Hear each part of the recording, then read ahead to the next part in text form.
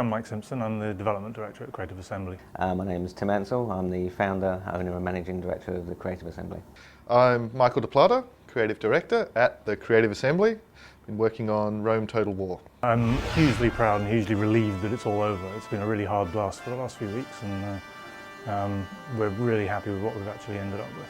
Almost done after 4 years, as long as I can conceivably remember back into the dawn of time. I've been working on Rome, and yep, just about to go in the box and out the door. When we finished Shogun, the first in the Total War series, we started on Rome at the same time as we started on Medieval. So Medieval took us about 2 years, Rome's taken us about 4.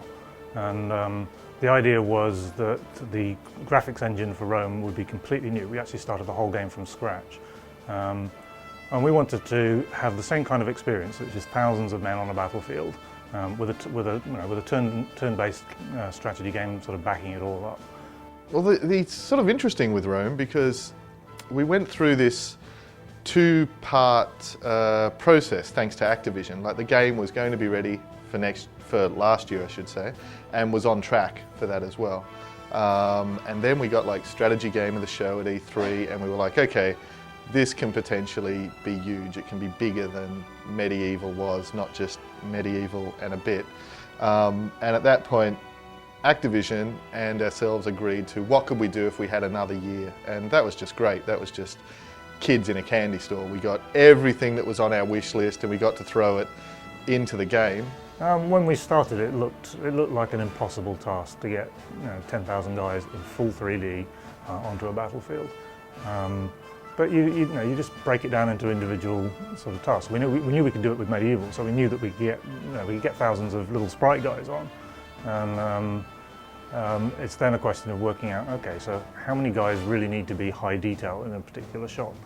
Meanwhile, in parallel with that, there's the actual game side of the game going on. In a way, that's actually harder than the graphics engine. There are just set things that you do to make a graphics engine, but there are no rules for how you get 10,000 guys all animating and fighting in a sensible way. I think for me personally, my greatest challenge was probably in the earlier part of the project, because it was sort of a bit of a skunkworks thing that was going on while Medieval was still happening, and the bulk of the team were focused on that. We started on Rome at the same time we started on Medieval. We always like to have sort of two products on the go, for our revolutionary and evolutionary threads. So when we finished Shogun, we started both Medieval, which is our evolutionary from Shogun, and Rome, which is our revolutionary.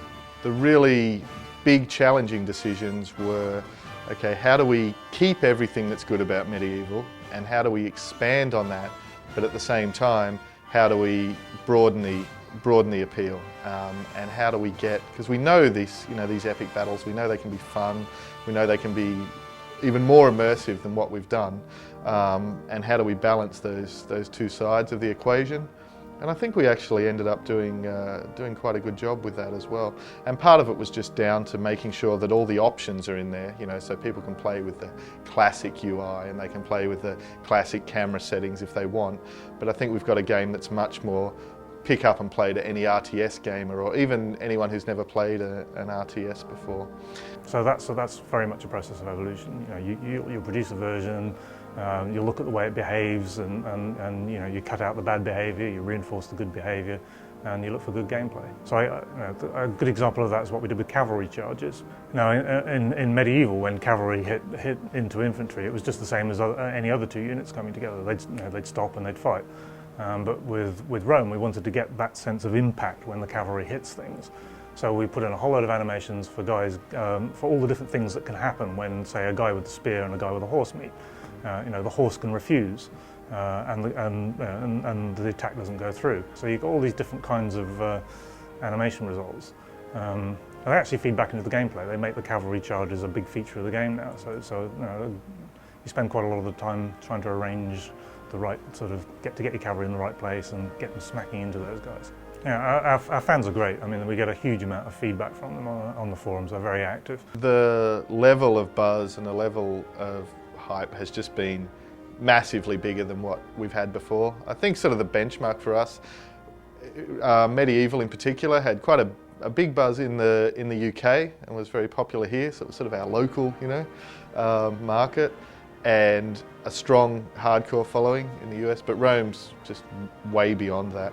There's all sorts of different opinions. There'll be the hardcore historical fanatics who'll complain bitterly if we get the slightest detail wrong. And then there's guys who care more about the gameplay and we listen to what they have to say. I mean, user interface, that's another area where we get a lot of feedback, and we've done a huge amount to make the user interface for Rome a lot more friendly than any of the previous games. In a way, we're very much like the hardcore fans. We kind of really make the game for ourselves. We make the game that we want to play, and then just hope that everybody else likes it.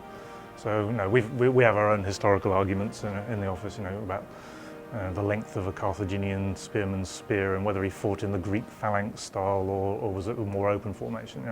Huge arguments about all sorts of details like that. It's not intended as an educational device or in any way a reflection of history. But on the other hand, it is fairly accurate as well, and mostly because there's such a rich source of material there that you can pick from that you don't generally need to change it very much. If we ever have a conflict between reality and gameplay, then gameplay always wins, but it rarely happens actually. Now, when we started work on Rome, we really wanted to make it a game that could appeal to as many people as possible. And that's hardcore strategy gamers, people who maybe only buy one strategy game a year or maybe never even tried one before. So there's the strong action element for people who like the action, and they can actually turn off or get rid of a lot of the deeper strategy side.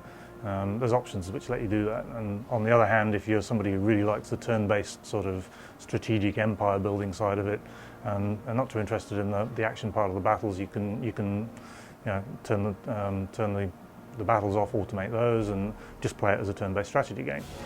The turn-based mix really came from Mike Simpson. I was sort of more focused on the 3D battle side. That was more me sort of pushing that to do that in 3D, because no one thought that was possible at the time, but I thought it was worth having a go.